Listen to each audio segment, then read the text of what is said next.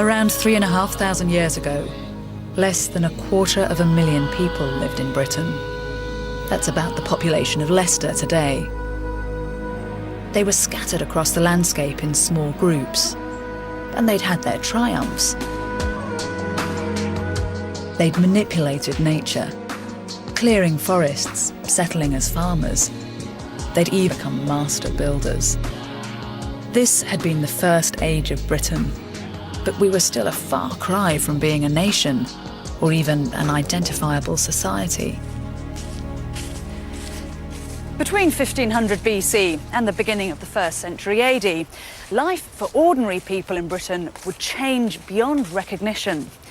Populations were increasingly living together in large, complex social groups, and you can see the beginnings of a class system, with the lucky ones ending up visibly rich and powerful, while at the bottom of the pile there were the have-nots and even slaves. The land was carved up into distinct territories, and men were quick to go to war to defend their patch. This was to be the second age of Britain, one that would witness the foundations of a British society and our first faltering steps towards nationhood.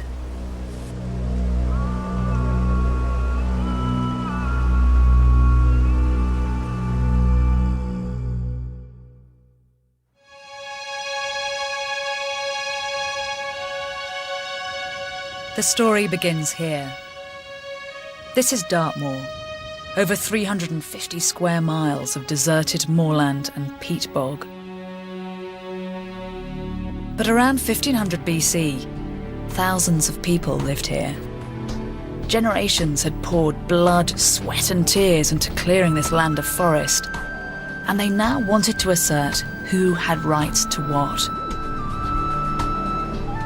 So they built mile upon mile of boundaries, dividing fields and encircling more than 1,500 settlements, like this one, Grimspound. The men and women who piled up these stones were marking out the limits and extent of their land. It's a step on the path to land ownership that ends up with the patchwork of countryside that we're familiar with today.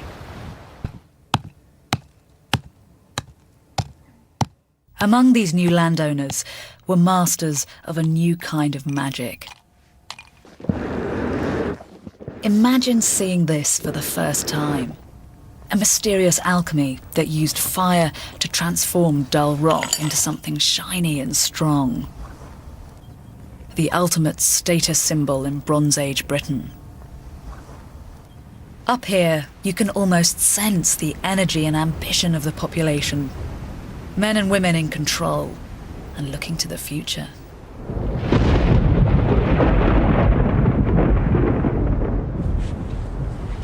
Enough to prepare the people who lived here for what was to happen next.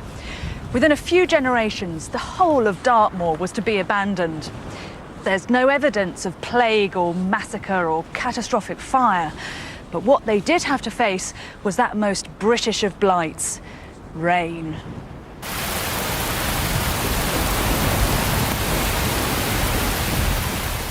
It was a deluge of epic proportions. The reason we know is down to the study of prehistoric trees. They show that something disastrous happened to the world's weather in 1159 BC. This is one of the specimens from Ireland that first showed the 1159 BC event. Here you've got a tree with putting on wide tree rings up until this wide ring here, which is the growth ring for 1160 BC. And then the next year we find that it had a horrendous time. There's no summer growth, and similarly for about 18 consecutive years. 18 years took this tree from here to here. And then the next 18 years took it from here to here. It liked it here and it didn't like it here.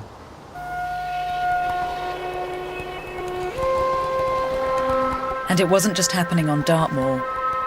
All around the world, trees tell the same terrible story, and it seems that humans too were feeling the strain. in the Mediterranean, you had a collapse in Greek civilization. In China, you had a major dynastic change from the Shang to the Zhou dynasty. Cities being razed to the ground, collapses of civilization, dark ages, plague, those sorts of references, things which are inherently bad. At first it was thought that some kind of supervolcano had caused this global turmoil. But now it seems more likely that a comet travelling near the Earth's atmosphere in 1159 smothered the planet in a massive dust veil. It's very difficult for a modern society to really appreciate what one of these events might have been like. Because remember, people didn't store food to any extent, and the result is they didn't have any great buffer against what would happen. They would feel the effects much more immediately than we perhaps would now. The people back on Dartmoor must have wondered what had hit them.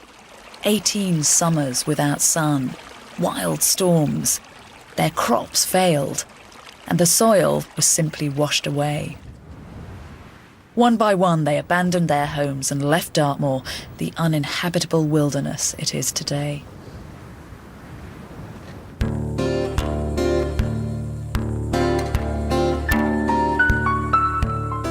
They weren't alone in the face of these disastrous conditions. In Cambridgeshire, miles of farmland were flooded. But here, the farmers found a way to embrace the waters. Just a few centuries earlier, they'd made sense of their world by warming the sun at monuments of stone. But now, a new cult was born, with water at its heart. Here at Flag Fen, preserved in the waterlogged ground, there's a remarkable snapshot of people's inner lives. 3,000 years ago, this is where farming and religion met face to face at the water's edge.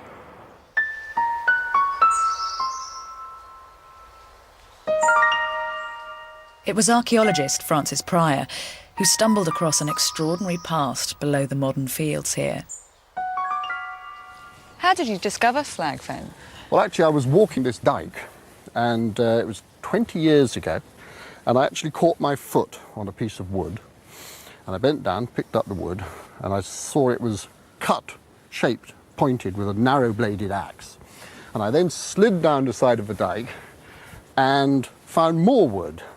I then got my team out, and we investigated all around here, and we found a mass of posts about 10 metres wide, and they ran right across Flag Fen from the power station back there, those silver chimneys, to about 200 metres beyond us here. About 60,000 posts in all. The timbers seemed to be part of a broad pier or walkway that stretched across the watery landscape. Back then, they would have looked something like this. And when they were radiocarbon dated, they turned out to be more than 3,000 years old.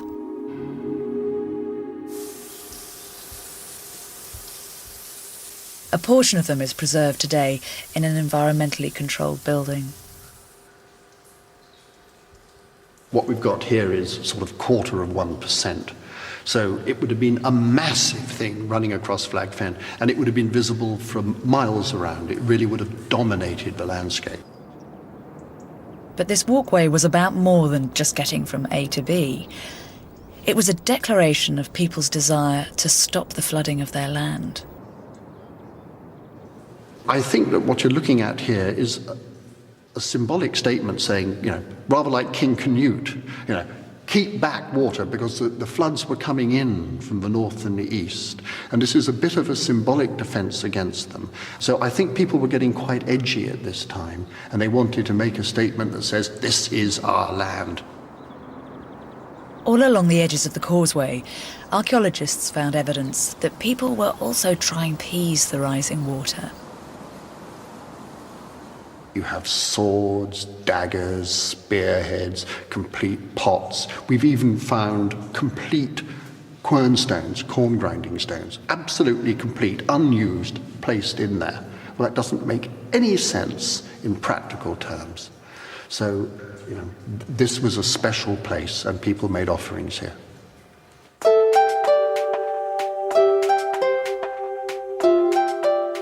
Flag Fen was the largest religious centre in Bronze Age Britain, a kind of temple drawing people for miles around. The archaeologists here found intimate personal belongings and precious metalwork, prized material possessions being used to pay homage to the gods in the water. Bracelets, shears for cutting human hair, bronze cooking utensils, and the most valuable of all, swords. These late Bronze Age swords, they're the equivalent of a cutlass or a scimitar. Why is the edge so ragged? Yeah, now that's interesting. We've looked at that under the microscope, and it looks like this sword has been deliberately smashed against something like a brick or a stone with a sharp corner. And we found about a dozen here. And very often they've actually been smashed up, which suggests to us that they've been taken out of circulation and moved on into another dimension, into another world. This religion had been born in the wake of 18 years of rain, a crisis response to the changing landscape. Nearly 1,000 years later, it was a mainstream faith, bonding people together all over the country.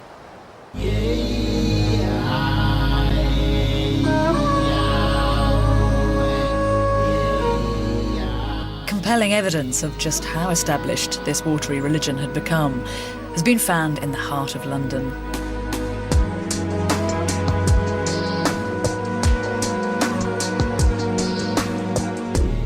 A helmet recovered from the Thames at Waterloo Bridge, dating from 150 BC.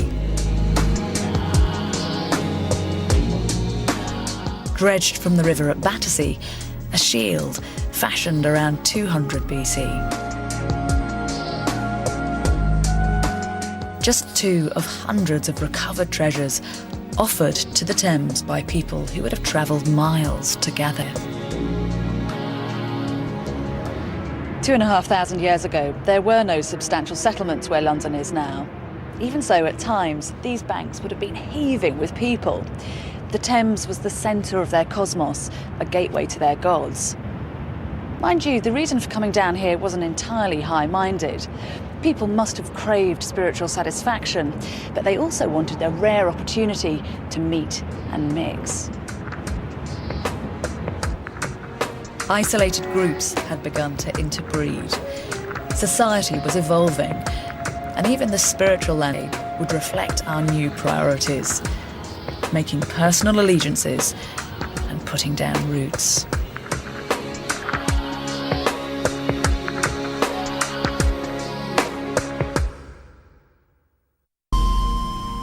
Today, most of us think of our homes as secular places. So it's quite natural to imagine that when people lived in roundhouses 3,000 years ago, pragmatism was behind their construction too. But back then, domestic design was far from just functional. In fact, it seems that when people laid out their homes, there was something sophisticated and sublime at work.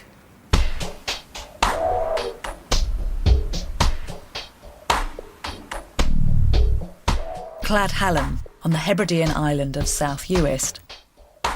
Here, a new archaeological investigation has shown just how close the gods were to the grit and grime of daily life back in the Bronze Age. What we have is a terrace, all joined together, round houses in a curving row, north to south. About 7 households, all laid out in a line. Now, back in prehistory, this was actually a thriving place.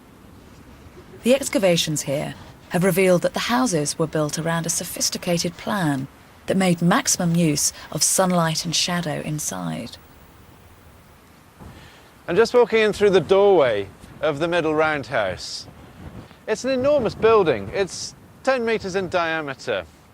And as I move in this sunrise fashion around the house, in this particular part of the house, we found smashed cooking pots, grinding stones, bone utensils. This is very definitely the cooking zone. Over here, on the northerly, the dark side of the house, as it were, when the sun goes down, this is the area where people slept. and we have a Bronze Age bed. Now, as far as I know, this is the first Bronze Age bed from Britain, and it's not what you'd think of as a bed because it's just a heap of turf, and it stretched from here all the way round to here. But this design was about more than just waking in bed to be greeted by the rising sun. It seems that the sun worship of 1,000 years earlier had been entirely replaced by a water cult. In fact, it had been reinvented. Now, instead of visiting monuments to the gods, the men and women of Cladhallen chose to live in them. Religion had come home, and the household itself began to take on a sacred new meaning. What we've commonly assumed is that people were turning away from ritual and becoming more pragmatic, practical farmers. What we're actually seeing is that ritual becomes focused within the house. And this is what we've been looking at, and we've seen it in extraordinary clarity here on this particular site. Each of the roundhouses had been built and used in a way that revered the circular shape of the sun and its arc from sunrise to sunset. And some of the discoveries here revealed an intensely symbolic use of space in people's homes. Now, moving into the northeast corner, we have a very special area. An area which is almost devoid of finds, apart from some very particular and deliberate ones. Right at the bottom, where I'm standing now, was the crouched skeleton of a teenager, probably a girl. It seems to have been important that her body was placed here before the house was habitable. The corpses of people and animals like this dog were found in the dark northeastern corner of every house here. Whether sacrificial or natural deaths, they completed a design that mirrored the cycle of the day and the cycle of life from birth to death. What we're seeing, in a sense, is a restatement of the importance of the sun, but not in terms of a public monumentality, but in something that's actually very private and very much a household level. I think we're seeing an enormous change in the significance of what it is to have a home.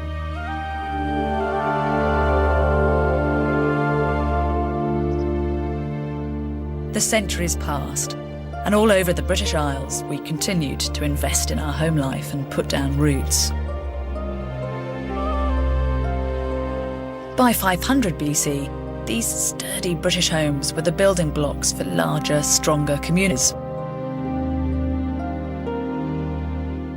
And what sustained them wasn't just food for the soul.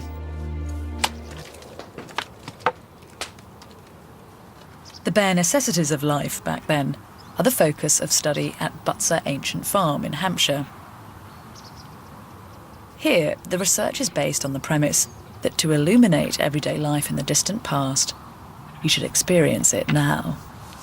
The houses here are based on specific archaeological sites, and they test construction techniques and the durability of the building materials. But also the scientists at Butser work out how people survived 2,500 years ago. What food they grew, how they processed and cooked it, how many it would feed.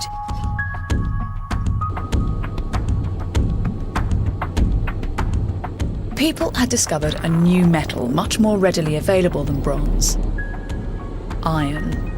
They forged it into more and more efficient tools, and around 700 BC, Bronze Age had turned to Iron Age.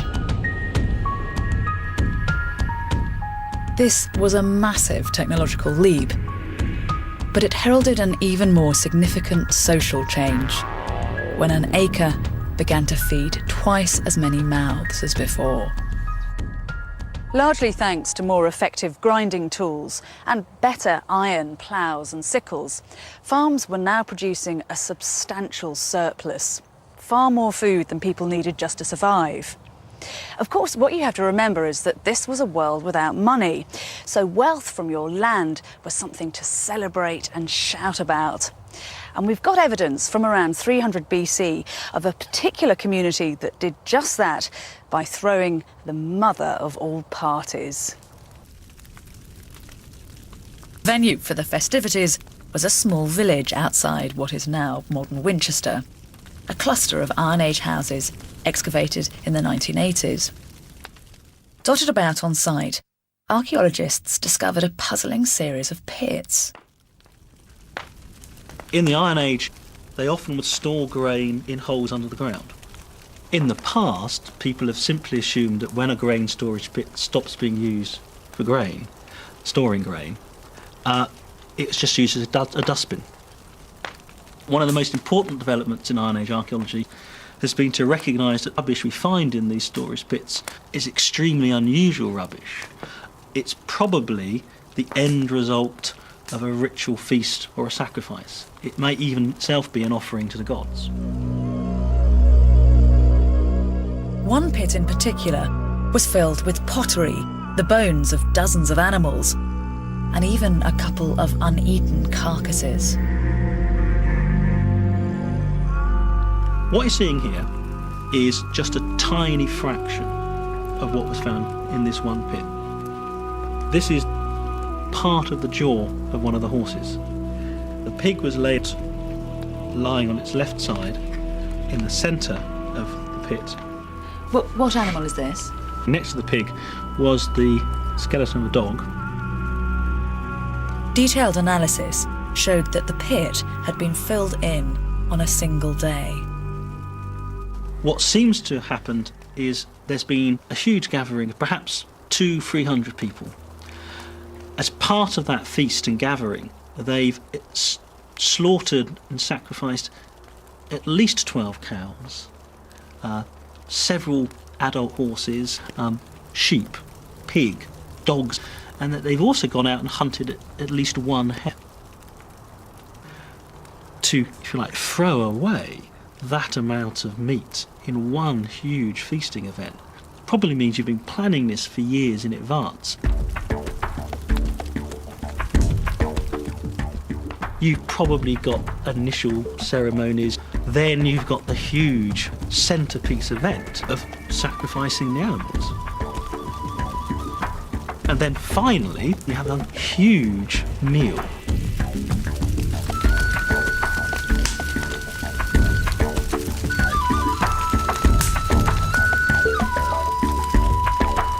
It was a flamboyant gesture of excess. Yes, this orgy of killing was a way of thanking the gods for your surplus food.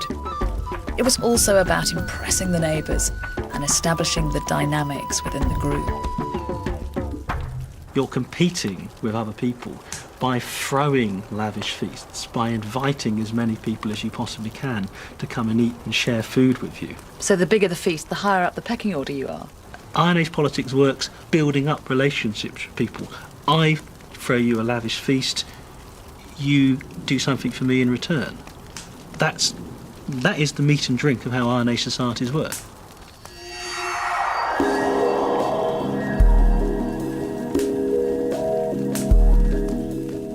Feasts like this one were part of an irreversible trend that was going on all over Britain. Large numbers were coming together to trade, to party, to score social points, even to find husbands and wives.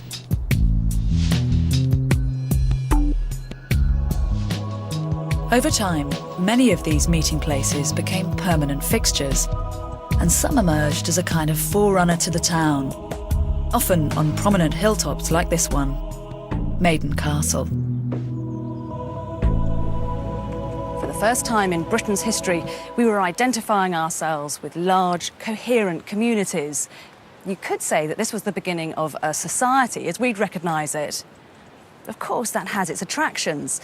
But as life became more crowded, as it became harder to walk away, harder to avoid conflict, it would become easier for that society to explore its darker side.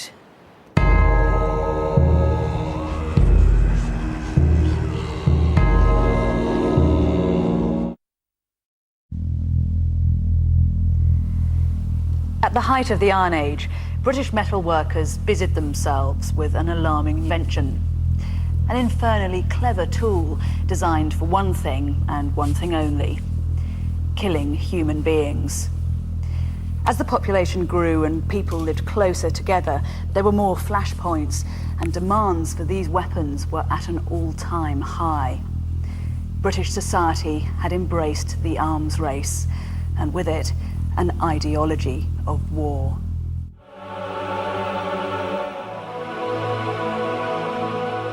It had started with the dagger, then the rapier, then the sword.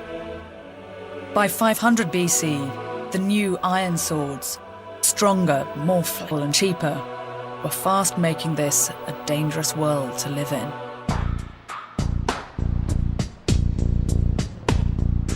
Perhaps the most chilling evidence for this climate of tension and new levels of bloodshed can be found on a hill called Danebury in Hampshire.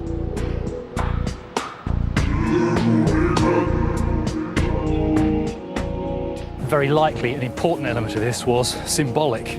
A high place like this is visible for miles around. Perhaps as a high place it was in some sense closer to the gods as well. It was a very visual symbol which could be seen from the entire district. So this will have visually expressed a sense of community as well.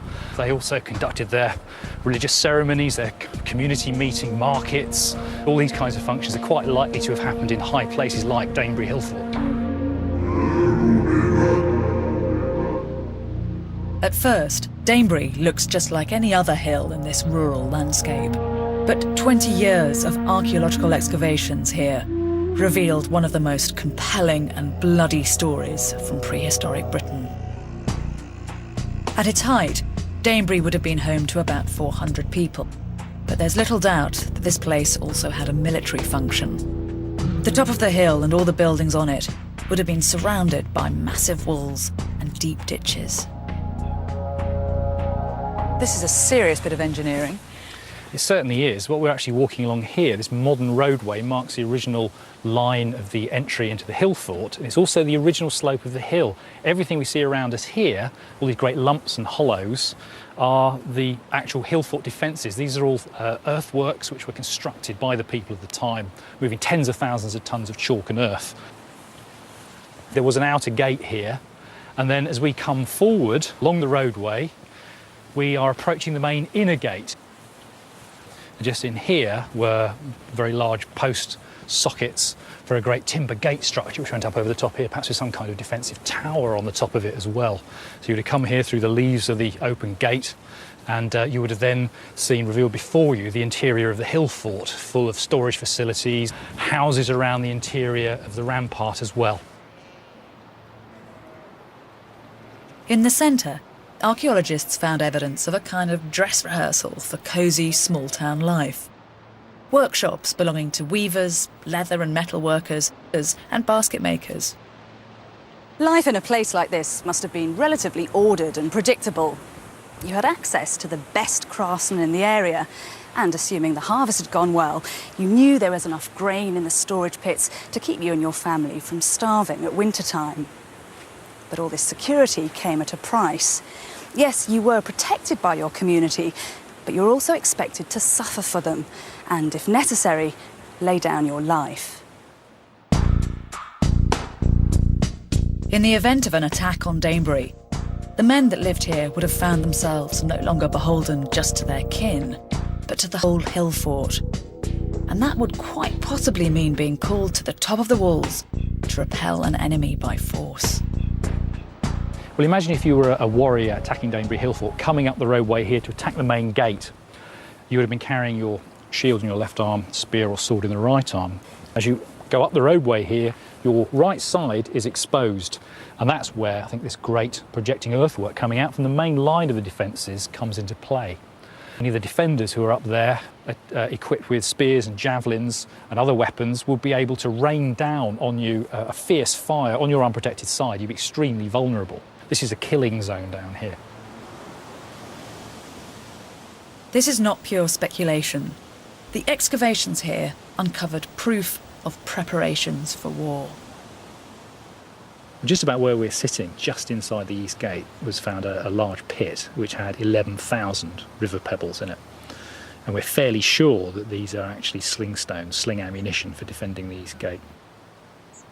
Also from the hill fort were other versions of sling stones. They're actually carefully shaped fired clay. It's almost bullet-shaped, that, isn't it? Yeah, it's a very nice aerodynamic shape, which if you hurl it from a sling, is going to fly straight and true to its target. If you've got somebody in the right, because it could well kill them.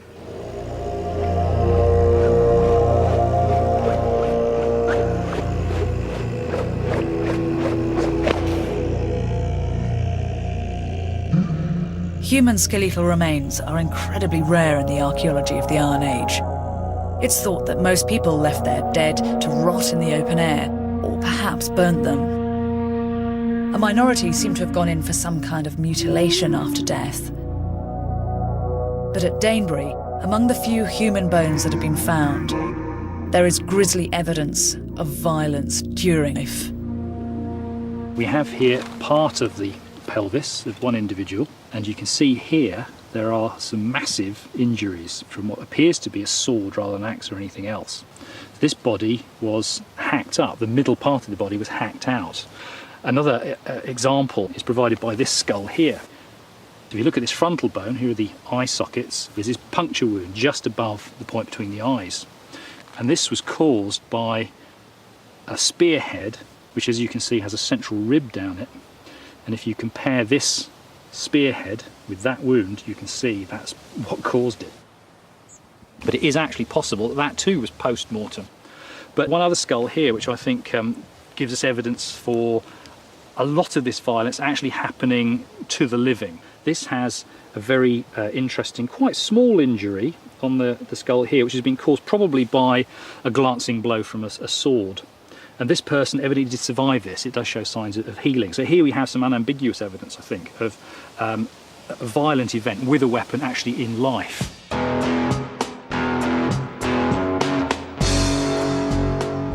The human bones showing trauma.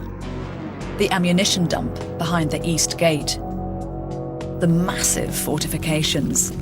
There's evidence that the mighty gate was burnt to the ground a number of times. All this adds up to a society that met instability with aggression. My own view is that the usual state of society is probably what we think of as endemic insecurity. Small-scale societies would not have the institutions to keep the peace in the sense we understand it. Many people were armed, and I think that lots of people take what we would think of as law into their own hands. You would have seen a spectrum of violence, most likely, from individual vendettas against neighbours you fell out with, all the way up to cattle raiding and maybe larger scale warfare. Violence was very much part of people's life experience, and it was so woven into the fabric of society that the act of killing could even be exalted as something sacred, part of Iron Age religion. In 1984, workers at a peat-cutting plant at Lindow Moss in Cheshire unearthed a human foot. The police were called to the scene. There they discovered the rest of the body, and a murder investigation was launched. Pathologists were soon able to say that he was indeed the victim of a vicious killing, but one that took place nearly 2,000 years ago. The body was taken not to the local morgue, but to his final resting place at the British Museum. The man with no name was dubbed Lindow Man. This is the only chance you actually have had in the whole of British archaeology to come face to face with a prehistoric British person. He is an Iron Age everyman.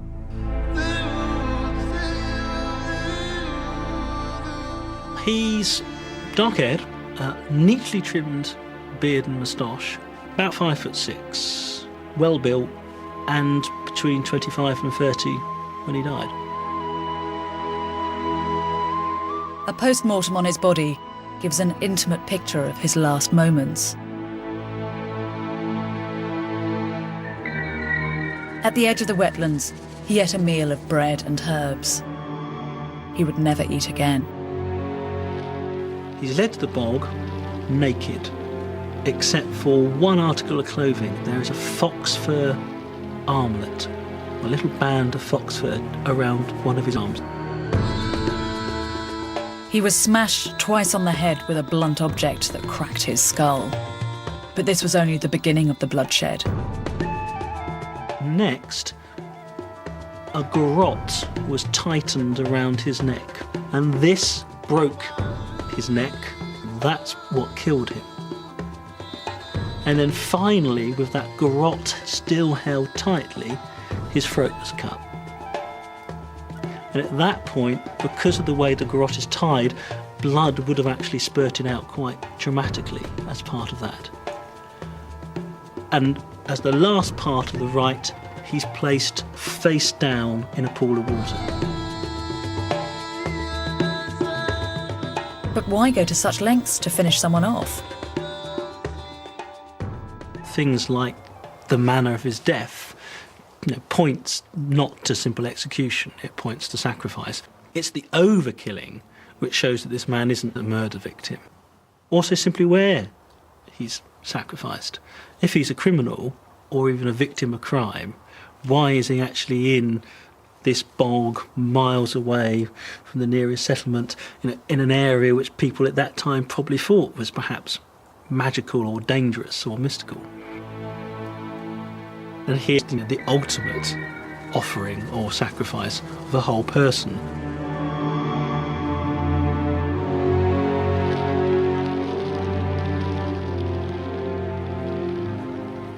However horrible Lindo Man's death, what you have to remember is that he lived in a world where brutality was always on the surface. But more than that, there's the uncomfortable possibility that violence played a key part in forging and developing his society, moulding its boundaries, its beliefs, its collective identities. Warfare, human sacrifice. This was a savage land for sure. But living on a knife edge was sorting the men from the boys, the leaders from the led. And out of the bloodshed, strong regional identities were beginning to grow.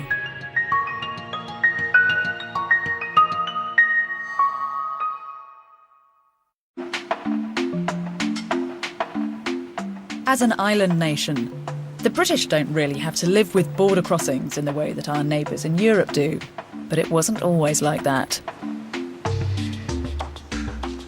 Back in history, our land was crisscrossed with frontiers between different tribal territories, and these were behind a series of developments on the road to British nationhood.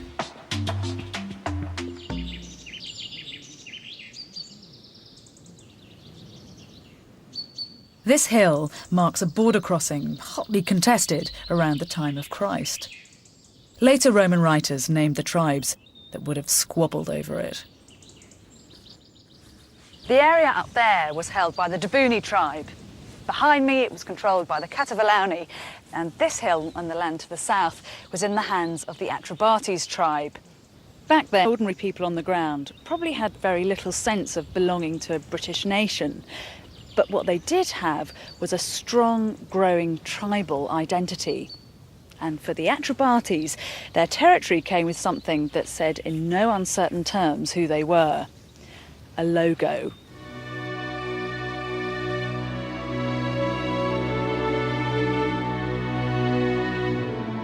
It's the first public art in Britain. A vast horse marked out in chalk on an Oxfordshire hillside 3,000 years ago.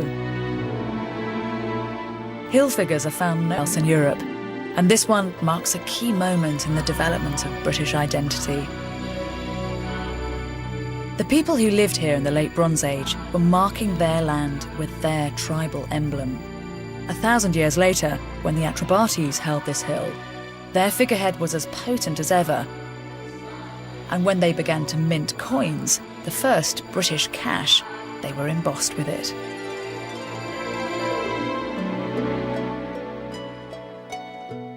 The people of the horse were projecting a strong image of their unity.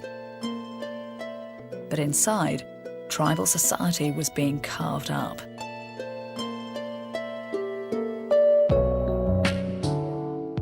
By the 1st century BC, individuals begin to emerge from the archaeology.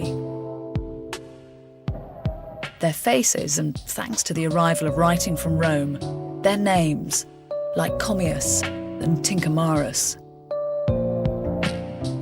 Leaders like these, singled out from the crowd, were a new elite.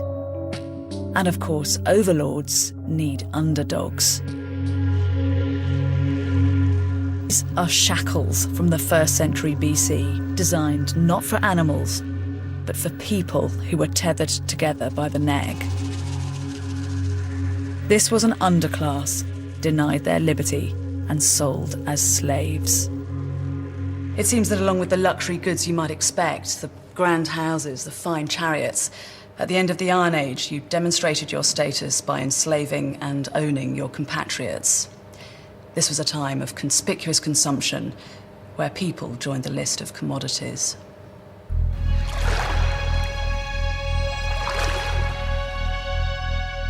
Hengistbury Head on the Solent in Dorset.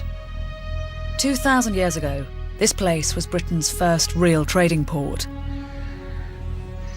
And it's here that compelling evidence of this brutal class system has come to light. When Hengistbury was first excavated at the beginning of the 20th century, they found quite a lot of pottery here of an unusual kind. And no one really knew where it came from. All they could say is it isn't British. And it wasn't until the 1970s, 1980s that archaeologists looked in more detail at the pottery. They found lumps of Roman wine jars. So suddenly one realised that this wasn't just a local port serving the cross-channel trade. It was latching into a much more distant trade network. Excavators found evidence of upmarket luxury goods all over the site. Coloured glass, figs, spices, fine wines, exotic perfumes. You had an elite, and that elite would display itself in some way. Hospitality was a very usual way, excessive hospitality, flashy goods, things like that, gift exchange. And to maintain themselves, that elite needed more and more and more exotic things, so that immediately something new came on the market, they would want it. But an ancient document written by a Greek called Strabo proves that ports like Hengistbury also shipped out human cargo. Strabo lists exports from Britain, and he talks about hunting dogs, he talks about metals, he talks about corn and slaves. And slaves is the top of his list. Slaves would have been possibly the prime commodity. There's one wonderful classical text talking about Gaul that says these Gauls, these Celtic barbarians in Gaul are remarkable people. They'll give you a slave for an amphora of wine. So there you've got an exchange mechanism. Contemporary sources say that hundreds, maybe thousands of British slaves were held in Italy at this time.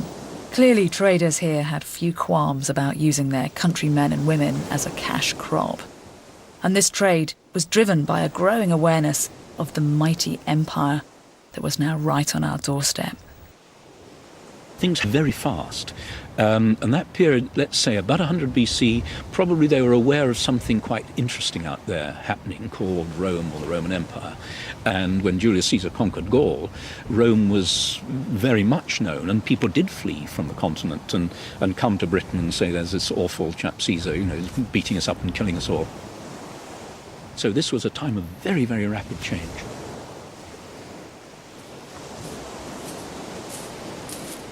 As ordinary people here started to take an interest in Rome, Rome began to take an interest in us. The bubble of British prehistory was about to burst, and for the first time, the name of this land, Britannia, was going to be written down.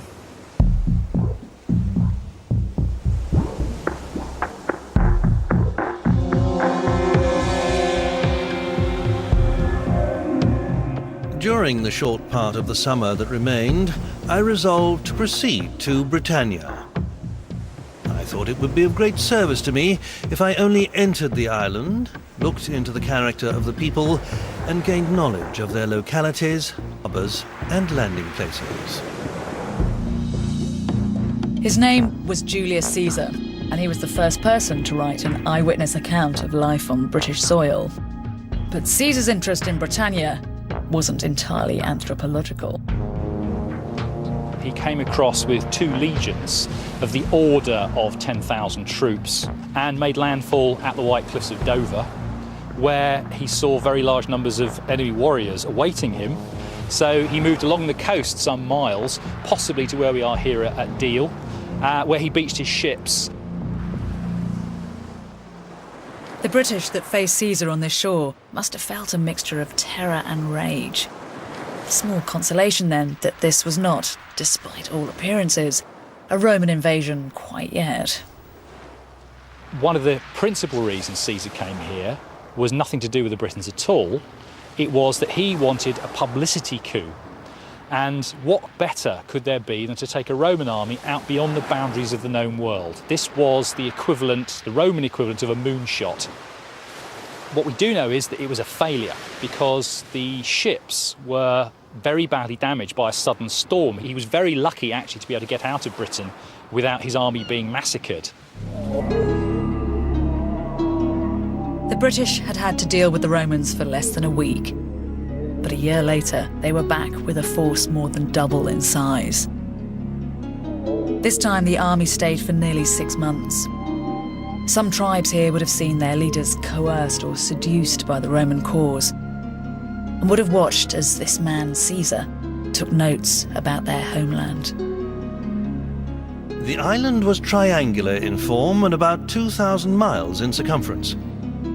Most of the inland inhabitants were clad with skins and wore their hair long.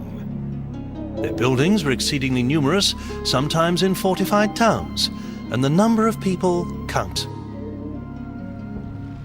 It's probable, I think, in the last couple of centuries BC, the peoples of southern Britain would have had some nascent sense of being distinct and different, being British. Probably the sudden appearance of this alien power from the south will have very much sharpened this need for a sense of common identity. And I would imagine that the notion of Britishness is appearing around about this period, around about the last century BC.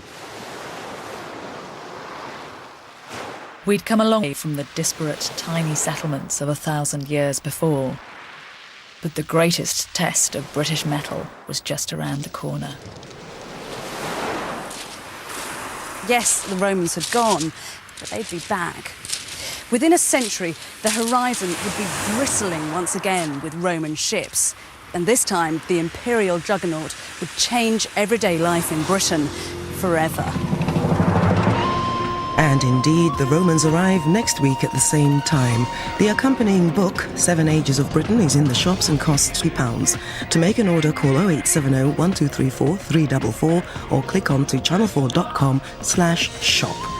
Up next, arguably the most memorable James Bond, Sean Connery, is the Brit who went to Hollywood.